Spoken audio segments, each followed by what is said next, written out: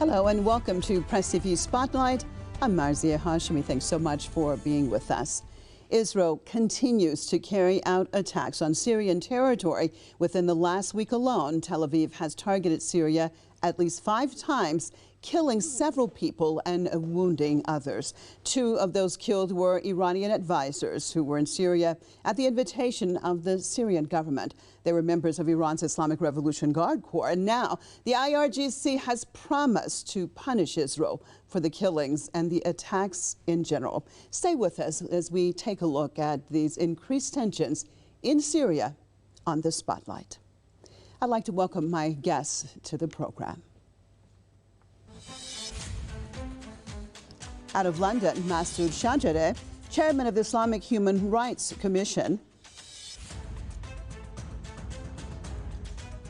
And Ken Stone, executive committee member, Hamilton Coalition to Stop the War, and executive committee member, Syria Support Movement out of Hamilton, Ontario. Thank you both for being with us. Well, let me start off in London. And Masoud, why do you think that there has been an increase in these Israeli attacks on Syria?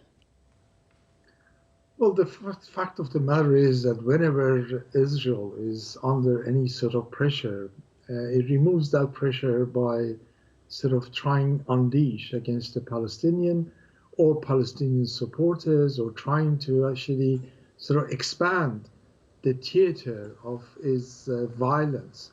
So it will sort of be able to justify its policy internally and externally. The reality is that the state of Zionist, the state of Israel, cannot survive unless if there is conflict, mayhem, creating this sort of attack on its neighbors and creating sort of disharmony inside and outside the occupied territories. And this is its nature. It really needs to justify its existence and its atrocities based on creating a fear that is in danger, when the reality is that it's only endangering others. Itself is not under any danger. And so really we need to understand why they're doing it. And as long as they could get away with it by within the international community, and having vetoes in their support by United States and being protected against any sort of international law, they will continue it unless they're physically stopped. And indeed, the acts of resistance will physically stop them doing so. Well, Ken, do you think that Tel Aviv wants to specifically target Iranian positions? Yes, I do. Attacking Iran plays to a Western audience. In the West, Iran is a bête noire. It's not compliant with U.S. and EU foreign policy.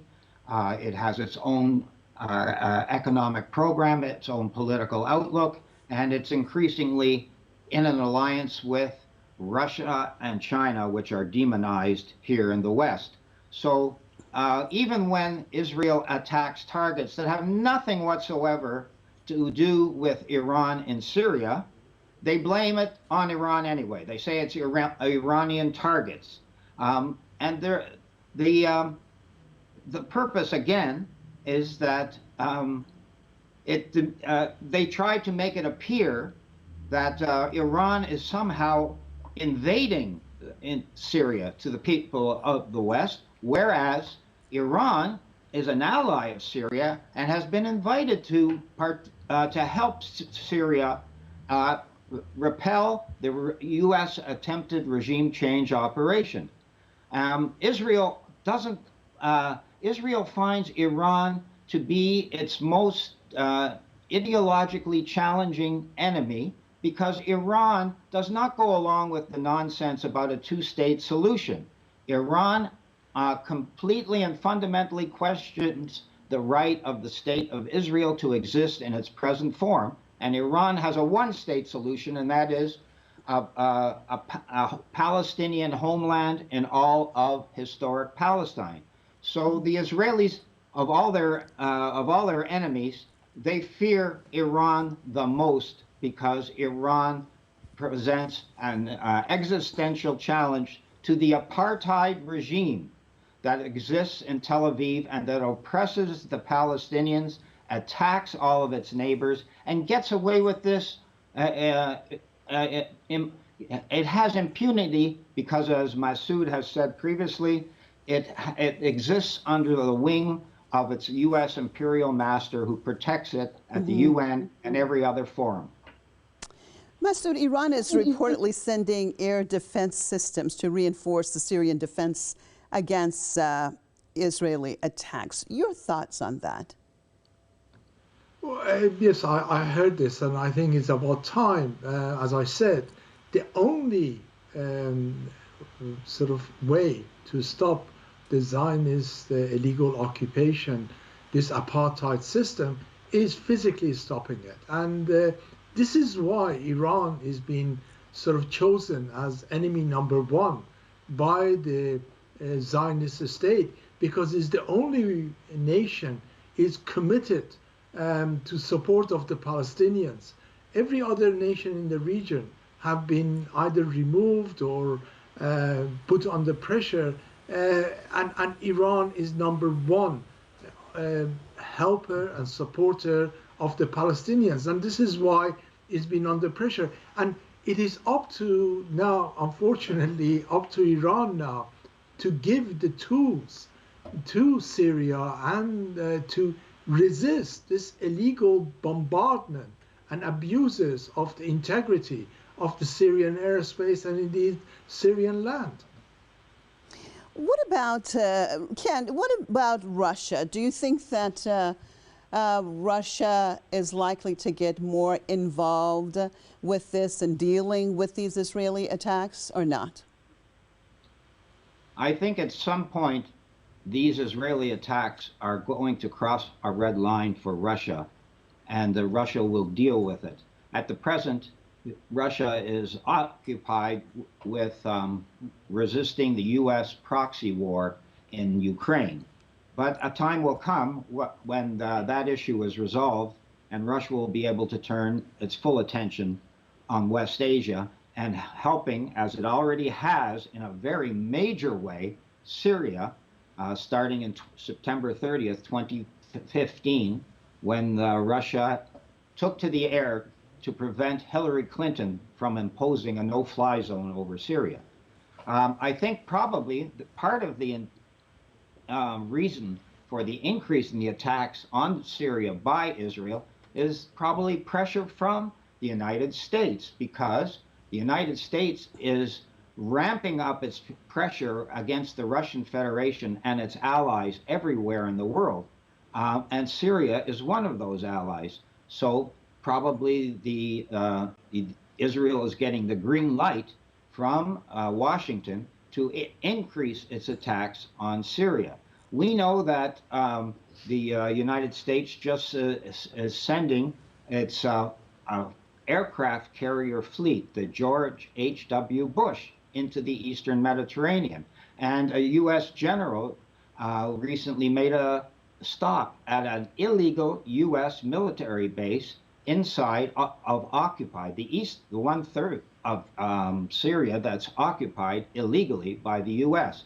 So Israel is probably playing a role in the U.S. strategy to ramp up the pressure against the Russian Federation. Well, Masoud, Israeli experts say that Tel Aviv is increasing its attacks on Syria because of trying to counter the Iranian presence. Your thoughts on that?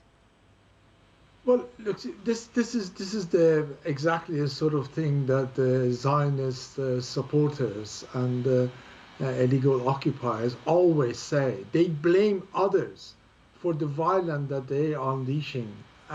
You know, they always blame Hamas, they all blame Palestinians, now they're blaming Iran. The reality is that illegal occupation and apartheid system, abusing day in, day out, is actually creating these scenarios.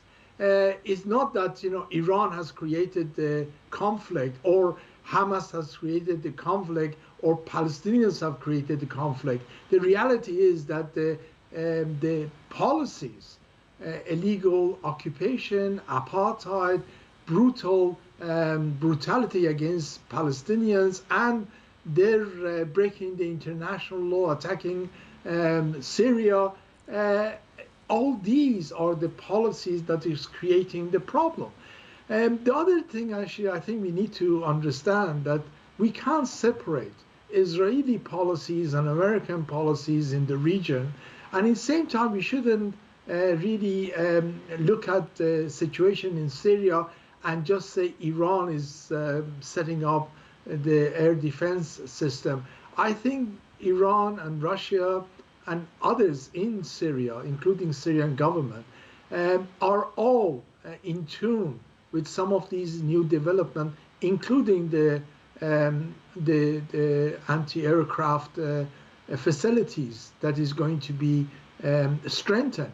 So I think on one side you've got the axis of evils like an occupation like United States, Israel, and the Europeans.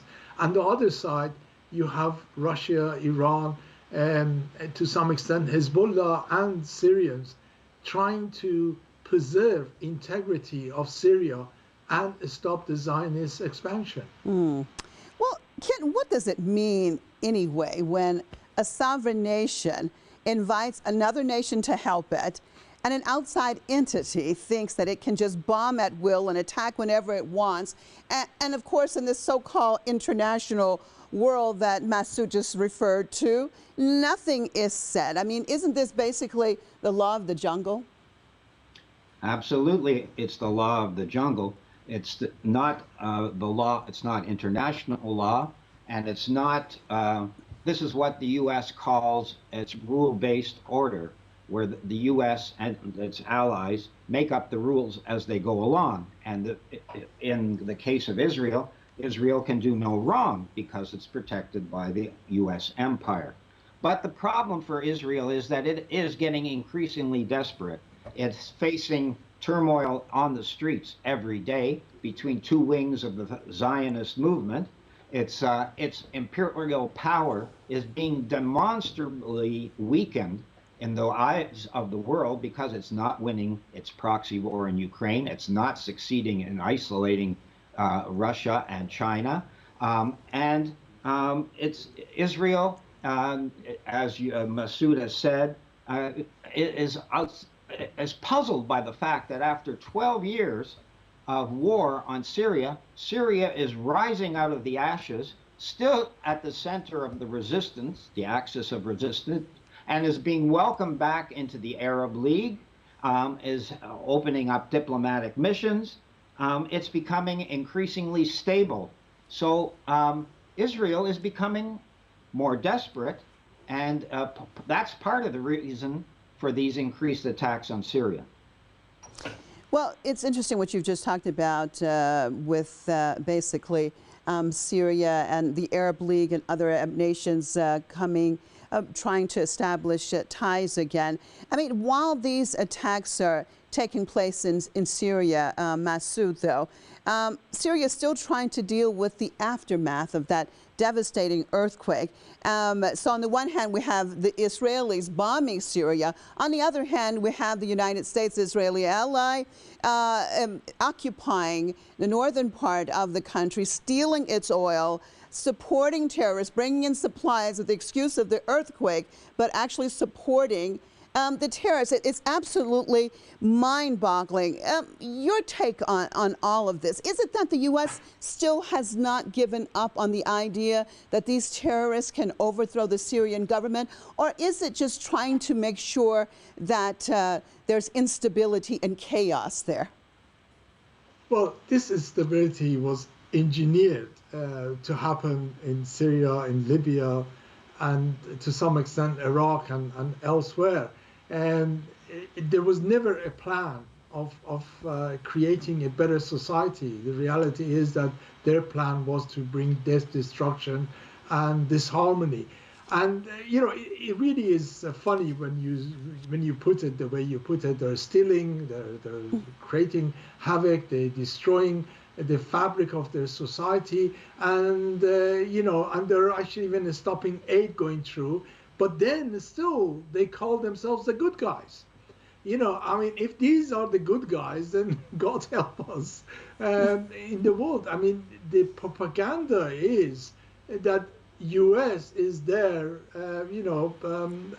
saving humanity, and it's exactly opposite that. I mean, they have brought nothing except this destruction and disharmony and chaos, be it in Libya or Syria or Iraq, and whatever sanity exists, and now we're seeing more and more of stability returning to Syria, is due to axis of resistance, right, supporting Syria, and this is why they can't stomach it. This is why they don't want this happen. They're trying to slow it down, but all these signs is that they have lost it. They have lost credibility in the region. They have lost their plots and planning have been a loss, and that's why we see Arab nations and others are returning to legitimize and bring legitimacy to Syria. And the days of Zionists and the American in the region is outnumbered, and this is why they're one of the other reasons that they're resulting in this sort of violence. Desperation, you're saying, basically. Yeah, absolutely. Yes. Well, Ken, one of the previous Israeli attacks on Syria was at the same time, basically, that Daesh actually attacked Syria, and more than 50 people were killed in that attack. Do you think that Daesh and the Israeli regime are basically working together? Because during the peak of the conflict in Syria, we know that al-Nusra, individuals that would go across into Israel and get medical help. Your take on this as far as with Daesh? All the Western sponsored terrorists operating in Syria are coordinated with Israel. Israeli arms has been found on ISIS fighters. Israel has made supply runs to help ISIS. Israel, I think one Israeli general said he'd prefer to see ISIS in Damascus than President Assad. All these things show that Israel is coordinating with all the terrorist elements that have been sponsored by the U.S. coalition in Syria. I do want to say that the attack on the Aleppo airport stands out for me because that is so sadistic. And at a time when Syria was hit by a huge earthquake and requiring assistance, and the assistance was coming in from many countries who were defying the U.S. Coercive economic measures, otherwise known as sanctions, against Syria by flying planes full of relief into Syria. Many of those planes landed in Aleppo, and the Israelis hit that 2 or 3 times, hit the airport and the runways, making it inaccessible. I find that particularly disgusting, sickening, and sadistic. And I want you to know that the Syria support movement does have a relief program of its own. It's very modest, but we are trying to do our best to help the 90% of the Syrian people who are not receiving aid from the West. The only part of Syria that is getting aid from the West is the northeast corner of Syria, which is run by al-Nusra terrorists and being funneled help through Turkey. And speaking about you just said about the Israeli attack on Aleppo airport, we have to say that it was not condemned by these so-called Western countries, even from a humanitarian perspective, that the Syrian people are suffering still from this devastating earthquake. Well, on that note, I'd like to thank both of you for being with me on this spotlight. Masoud Shajare, Chairman, Islamic Human Rights Commission out of London, and Ken Stone, Executive Committee member of Hamilton Coalition to Stop the War, and also Executive Committee member, Syria Support Movement out of Hamilton. And thank you, viewers, for being with us on another Spotlight. I'm Marzieh Hashemi, signing out for myself and other crew right here in Tehran. See you next time.